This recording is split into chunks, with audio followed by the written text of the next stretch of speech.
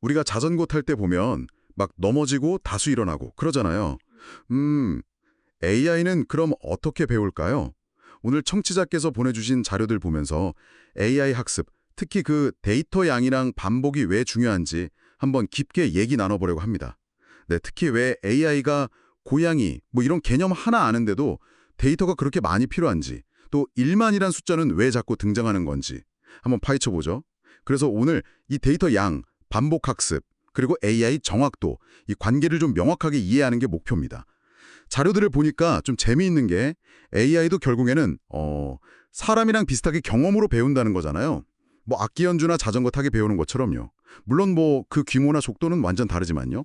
네, 맞아요. 이게 뭐 마법 같은 게 아니라 진짜 엄청난 양의 디지털 연습인 셈이죠. 이렇게 보니까 AI가 좀 다르게 느껴지기도 하고요. 네, 핵심은 결국 데이터입니다.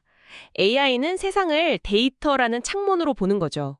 자료들에서도 공통적으로 지적하듯이 고양이 사진 뭐 한두 장 이걸로는 어림도 없어요. 아, 한두 장으로는 안 되는군요. 네, 절대 안 되죠. 왜냐하면 실제 고양이란 게 정말 다양하잖아요.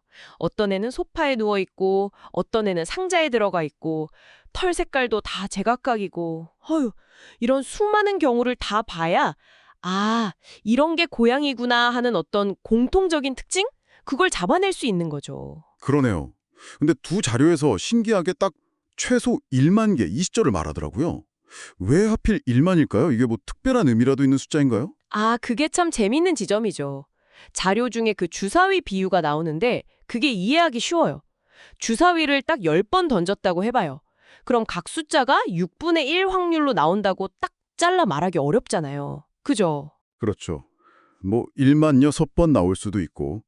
네. 그쵸? 근데 이걸 한 1만 번쯤 던지면 어떨까요? 거의 모든 숫자가 비슷하게 그 6분의 1 확률에 아주 가깝게 나올 거예요. 아, 네. 네, 이게 바로 통계의 기본 원리죠. 충분히 많이 해봐야 그 결과가 믿을만해진다는 거. 신뢰도 문제예요. AI 학습도 똑같습니다. 자료들을 종합해보면 대략 1만 개 정도 데이터를 봐야 AI가 어떤 편견, 예를 들어 고양이는 다 갈색 털이네. 이런 식의 편견에 안 빠진다는 거죠. 아하. 네, 그 개념의 다양한 모습을 안정적으로 파악하려면 그 정도 규모는 돼야 한다는 겁니다. 그래야 데이터 속에서 통계적으로 의미 있는 진짜 믿을 만한 패턴을 발견하는 거고요.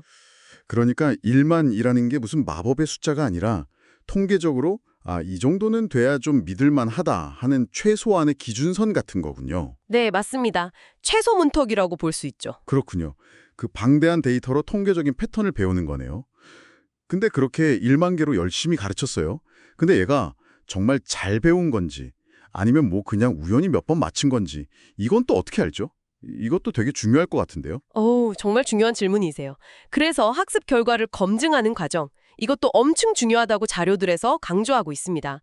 그리고 여기서도 또 1만이라는 숫자가 나와요. 아, 또 1만이요? 네, 학습이 잘 됐는지 믿으려면 이것도 최소 1만 번은 테스트를 해봐야 한다는 거죠.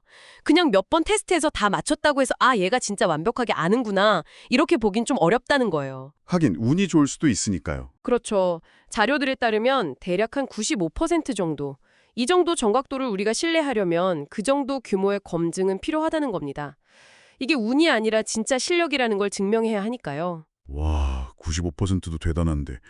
근데 만약에요, 뭐 의료 영상 판독이라던가 아니면 자율주행차 이런 것처럼 진짜 아주 높은 정확도가 필요하면요. 그럴 때는 데이터가 얼마나 더 필요할까요? 그런 고도의 정확성이 필요하다면 그때는 데이터 요구량이 정말 기하급수적으로 늘어납니다. 자료에서는 뭐 수십만 개, 어쩌면 그 이상, 그 정도 데이터가 필요할 수도 있고 당연히 테스트도 그만큼 많이 해야 한다고 이야기해요. 결국 AI라는 게 뭐랄까 끊임없이 데이터를 보고 패턴을 익히고 또 정답률을 높여가는 정말 지치지 않는 반복 학습의 달인이라고 할 수 있겠네요. 오늘 쭉 얘기를 들어보니까 AI가 물론 기계지만 그 배우는 원리는 우리랑 크게 다르지 않다는 게 좀 인상 깊어요. 수많은 데이터, 그러니까 경험을 통해서 배우고 또 반복, 즉 연습을 통해서 실력을 키우는 거잖아요. 네네. 그리고 그 만이라는 숫자는 뭐랄까 AI에 대한 신비감을 좀 걷어내고 아, 이게 통계적인 신뢰성이구나 하는 현실적인 기준으로 봐야겠네요. 맞습니다. AI를 그냥 막연하게 신기하게만 볼 게 아니라, 아, 이게 방대한 데이터를 처리해서 통계적인 패턴을 찾아내는 기술이구나. 이렇게 이해하는 게 중요하죠. 결국 AI 성능이라는 건 들어가는 데이터의 양과 질, 그리고 얼마나 철저하게 검증했느냐, 여기에 달려있다고 봐야 합니다. 듣다 보니 문득 이런 질문이 들어요. 비교적 개념이 명확한 고양이 하나를 제대로 알게 하는데도 최소 1만 개 데이터가 필요하다면 그 복잡한 인간 언어의 어떤 미묘한 뉘앙스, 뭐 풍자나 비유 같은 거 있잖아요. 그런 걸 이해하거나 아니면 막 복잡한 사회적인 상황 속에서 윤리적인 판단 같은 걸 내려야 하는 AI, 이런 AI에게는 과연 얼마나 많은 그리고 또 어떤 종류의 데이터와 학습이 필요하게 될까요? 이 질문을 한번 계속 생각해 보는 것도 되게 흥미로울 것 같습니다.